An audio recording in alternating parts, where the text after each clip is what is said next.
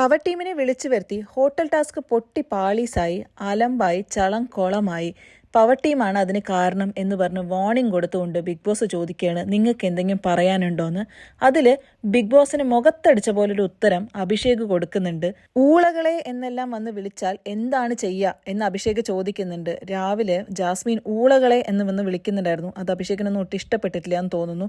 ഇങ്ങനെയൊക്കെ പെരുമാറുമ്പോൾ എന്താണ് ചെയ്യേണ്ടത് എന്ന് ബിഗ് ബോസിനോട് ചോദിക്കുന്നുണ്ട്. കാരണം മൊത്തം പ്രശ്നങ്ങളും പവർ ടീമിന്റെ തലയിൽ മാത്രം കെട്ടിവെക്കേണ്ട എന്നുള്ള രീതിയിലാണ് അഭിഷേക് അവിടെ പറഞ്ഞു പോണത്.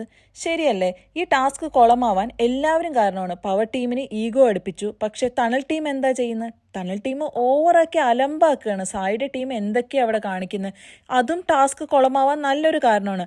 ആകപ്പാടെ ജിൻഡോന്റെ ഡെൻ ടീം മാത്രമാണ് അവിടെ വൃത്തിക്ക് പണിയെടുക്കുന്നത്. ജിൻഡോവും അർജുനും ശ്രീതുവും കൂടെ നമ്മുടെ ശ്രീരേഖയുമാണ് അവിടെ വൃത്തിക്ക് ടാസ്ക് കൊണ്ടുപോകണം. ബാക്കി എല്ലാവരും അലമ്പാണ്.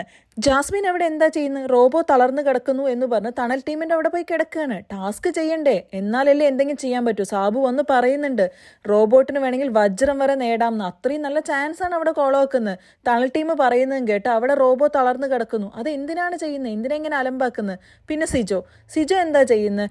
മാക്സിമം പവർ ടീമിന് ഈഗോ അടുപ്പിച്ചിരിക്കുക, ടാർഗറ്റ് ചെയ്യുക, അങ്ങോട്ടും ഇങ്ങോട്ടും. അവരും കൊളവാക്കുന്നുണ്ട്. പിന്നെ ഓണേഴ്സ് ആയിട്ടുള്ള നമ്മുടെ പവർ ടീം, അത് അതിനും കഷ്ടം.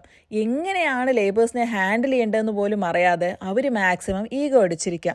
മുടിയേണ്ട കാര്യം പിന്നെ പറയുകയും വേണ്ട. ക്യാപ്റ്റൻ എന്താ ചെയ്യുന്നത്? HR മാനേജറാണ് പോലും.